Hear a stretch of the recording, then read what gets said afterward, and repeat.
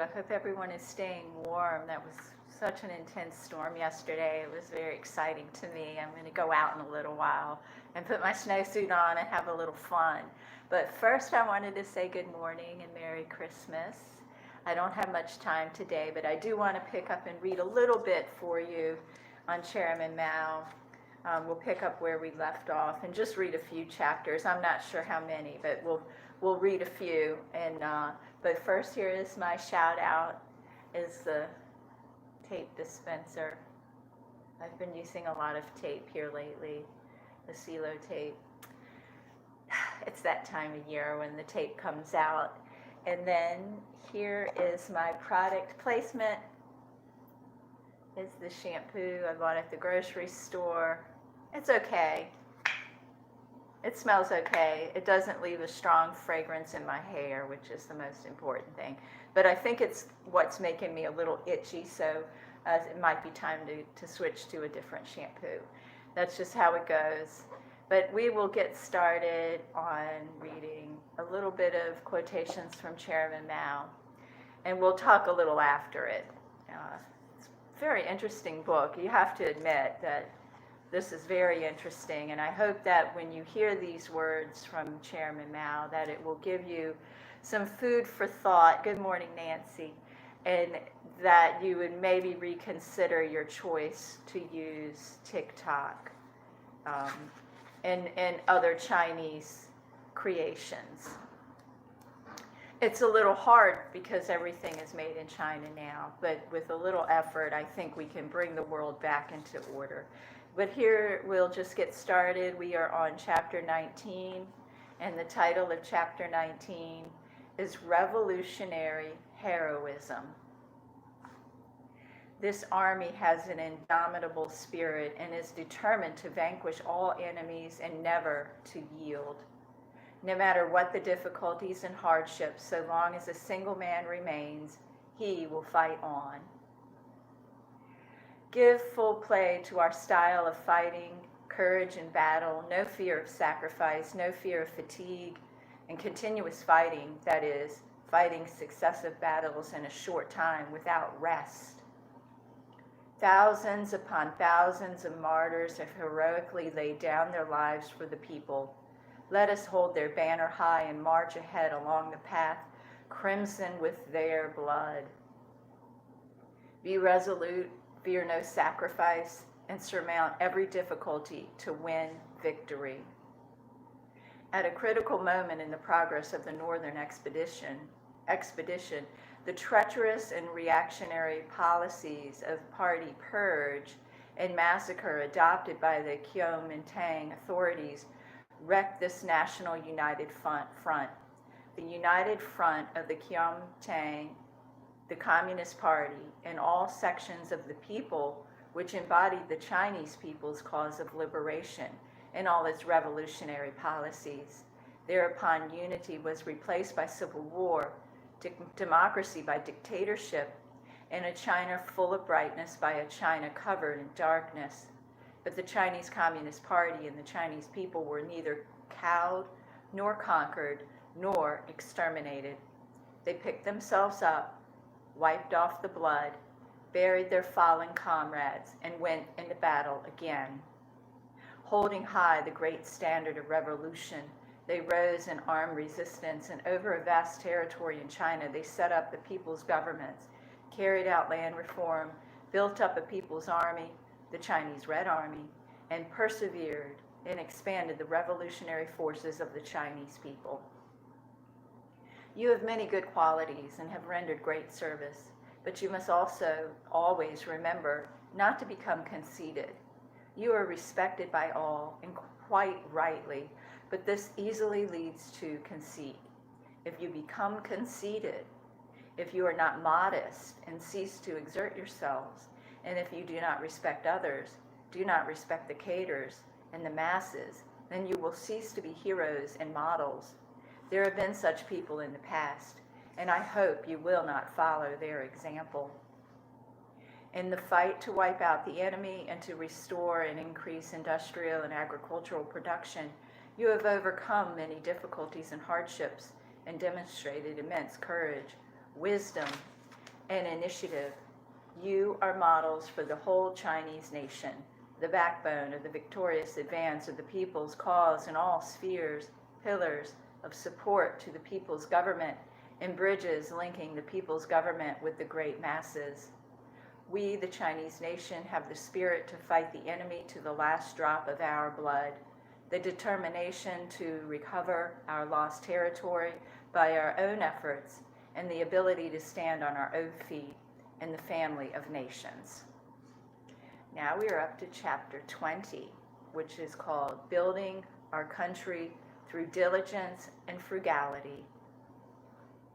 We must see to it that all our cadres and all our people constantly bear in mind that ours is a big socialist country, but an economically backward and poor one, and that this is a very great contradiction.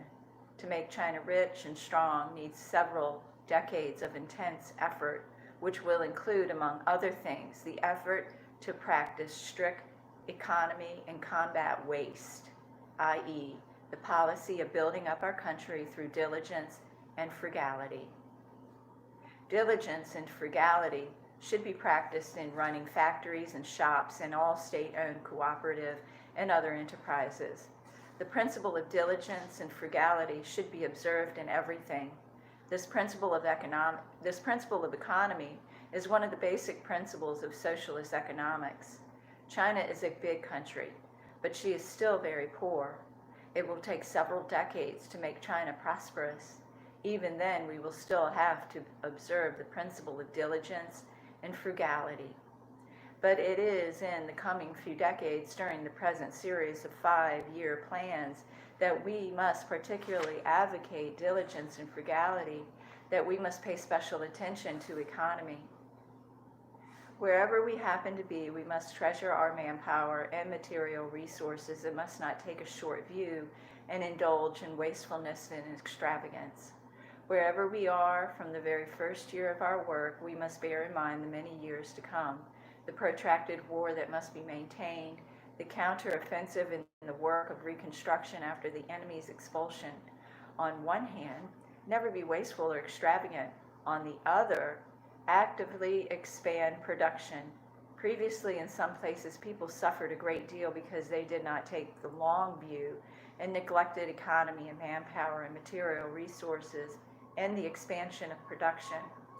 The lesson is there, and attention must be called to it. In order to speed up the restoration and development of agricultural production and industrial production in small towns, we must do our utmost in the course of our struggle for the abolition of the feudal system, to preserve all useful means of production and of livelihood, take resolute measure against anyone's destroying or wasting them, oppose extravagant eating and drinking, and pay attention to thrift and economy. Thrift should be the guiding principle in our government expenditure. It should be made clear to all government workers that corruption and waste are very great crimes. Our campaign against corruption and waste have already achieved some results, but further efforts are required. Our system of accounting must be guided by the principle of saving every copper for the war effort, for the revolutionary cause, and for our economic construction. A dangerous tendency has shown itself of late among many of our personnel, an unwillingness to share the joys and hardships of the masses, a concern for personal fame and gain. This is very bad. One way of overcoming it is to simplify our organizations in the course of our campaign, to increase production and practice economy, and to transfer cadres to power levels so that a considerable number will return to productive work. Production by the Army for its own support has not only improved the Army's living conditions and lightened the burden on the people, thereby making it possible further to expand the Army. In addition, it has had many immediate side effects. They are as follows. Improved relations between officers and men. Officers and men work together in production and become like brothers. Better attitude to labor. Since the Army began to produce for its own support, the attitude to labor has improved and loafer ways have been overcome.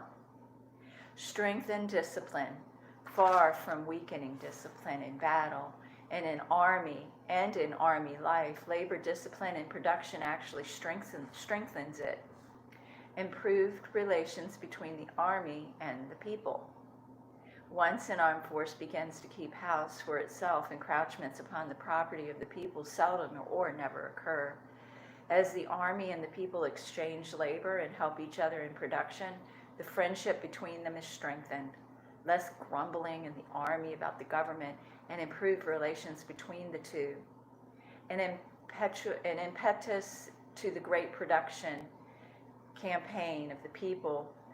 Once the army engages in production, the need for government and other organizations to do likewise becomes more obvious, and they do so more energetically. Also, the need for a universal campaign of the whole people to increase production naturally becomes more obvious, and this too is carried on more energetically.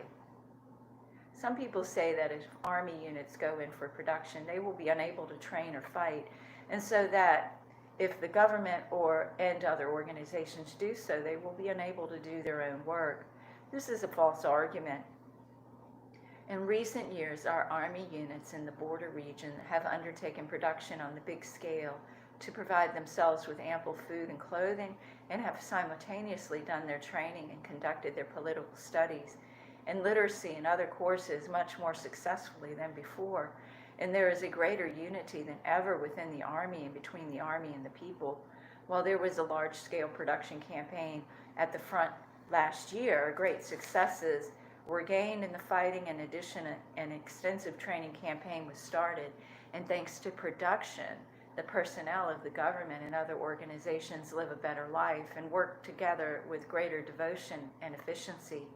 This is the case both in the border region and at the front. So that is the end of chapter 20.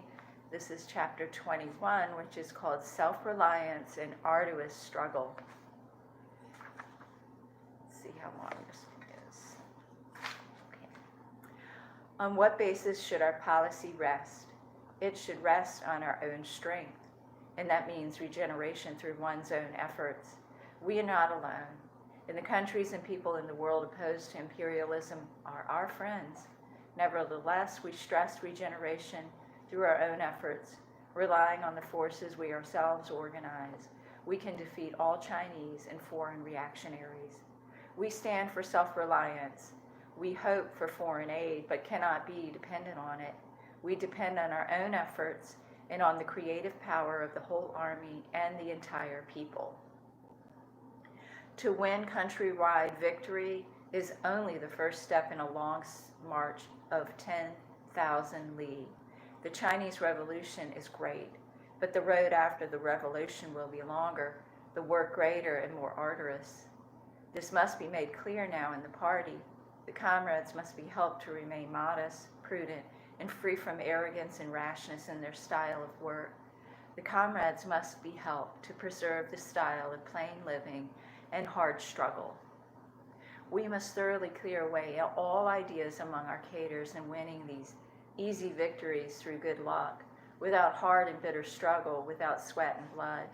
We should carry on constant propaganda among the people on the facts of the world progress and the bright future ahead, so that they will build their confidence in victory.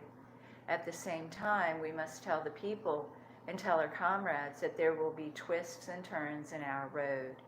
There are still many obstacles and difficulties along the road of revolution. The 7th Congress of our party assumed that the difficulties would be many, for we prefer to assume there would be more difficulties rather than less. Some comrades do not like to think much more about difficulties, but difficulties are facts. We must recognize as many difficulties as there are and should not adopt a policy of non-recognition. We must recognize difficulties, analyze them, and combat them. There are no straight roads in the world. We must be prepared to follow a road which twists and turns and not try to get things on the cheap. It must not be imagined that one fine morning all the reactionaries will go down on their knees of their own accord. In a word, while the prospects are bright, the road has twists and turns. There are still many difficulties ahead which we must not overlook.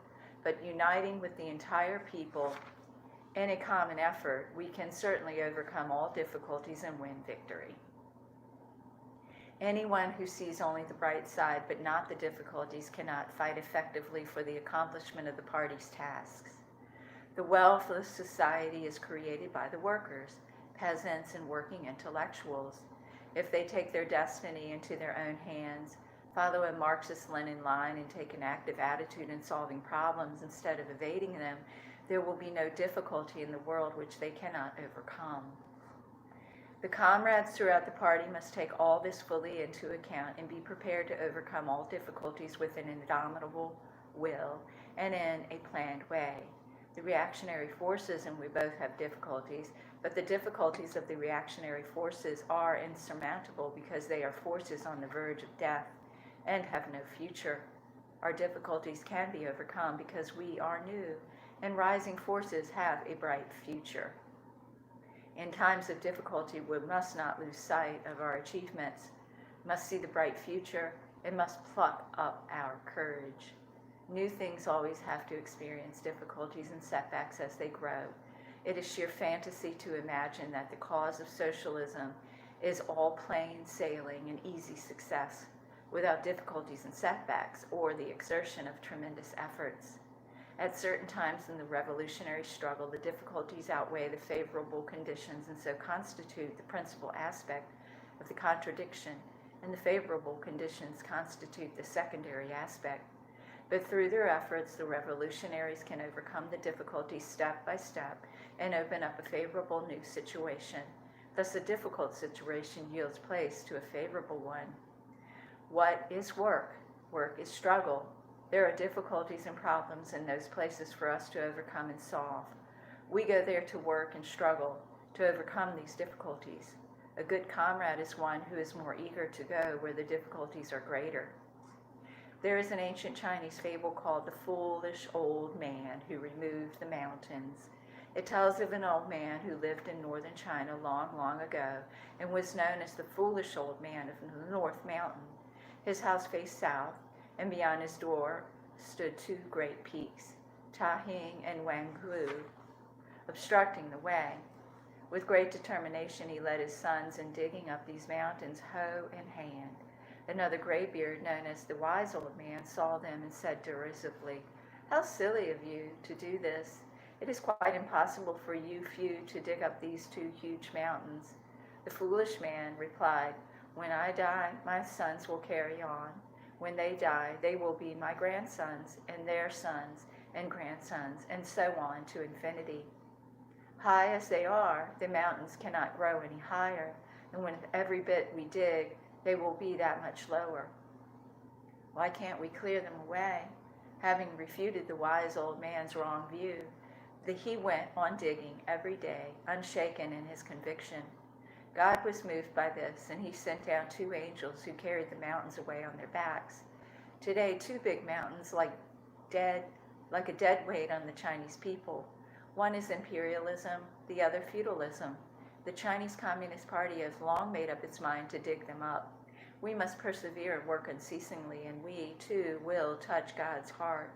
Our God is none other than the masses of the Chinese people, and they stand up and dig together with us. Why can't these two mountains be cleared away? Okay, well, we will stop there. That was a very interesting last statement that he said, our God is none other than the masses of the Chinese people. Well, I certainly don't agree with that. I think we can all agree to that. God is not a mass of people. God is God. God is greater than people. God is greater than all of us put together. It is true that God does move mountains, but it's interesting that Mao Tse-Tung would have mentioned that. It seems like he has taken the reins of God. So I wonder where he ended up when he died. It's not my choice, but anyway, it's been a very interesting read, this. Like I said, I hope that as you all hear these words, you might understand what's going on about TikTok. I don't think our government is going to go out there and blast all this information. Good morning, everyone, about the Chinese heart and mind, because they don't want to stir the stink. But if you read these words, I think it will be very clear to you what's going on with TikTok, what's going on with China, what's going on with a lot of other things going on right now in the world. As we see in this book, that China has 5-year plans, so their plans go in increments of 5 years. And currently we are in this realm of massive migration that's happening for many reasons, but I feel that part of this, and it says in this book, it says early on in this book that they had plans for South America and Africa. They're using the people as pawns, and it's so easy to use people as pawns because of the internet and social media. They have taken a hold of these people's hearts and minds and set them on their feet to go away, to leave their homes and their families. They've placed in people's hearts that the place where you're from, that your home, that your family isn't good enough, and that you have to leave. You have to go somewhere else. And they've sent them to North America, and they've sent them to Europe in order to overwhelm those nations and those nations' hearts and goodwill and compassion, because it's hard to turn your back on people in need. So that's just what my opinion is. I feel like there's a lot going on, and I have a feeling that China is behind it. I feel like China is funding the Russian side of the Ukrainian war right now. That's my opinion. But here is my shout out. Is my tape dispenser and my tape. I've been using a lot of tape. You know, I do the gift bag thing too, because who wouldn't? It's just easier to throw that in the bag, stuff a little tissue paper on top. But I did wrap a few. Here is my product placement. Is shampoo. I bought it at the grocery store, kind of on a whim. It smells okay. It doesn't leave a strong fragrance in my hair, which I appreciate. But I've been really itchy lately, and I have a feeling it might be coming from this. I'm trying to pinpoint exactly what's making me itchy. A lot of things make me itchy, especially synthetic fibers. Hi, good my friends. Let me put my glasses on so I can say your name if I can say it. DJ Doolittle, what's up? I'm so happy to see everyone. I hope everyone's having a wonderful holiday season. It is just raging on now that COVID has loosened its grip on my area. I've been going out almost every night to a party. I can't possibly eat another cookie, but I do. Maybe 2 or 3 more other cookies. But good thing I got good dental, and I got that border pick to wash away all the sugar. And I'm so happy everyone is here. It's been such a wonderful season. We had the most amazing storm yesterday. I think the wind has died down, and I have to go out for a little while to get a few more items before Christmas Eve sets in.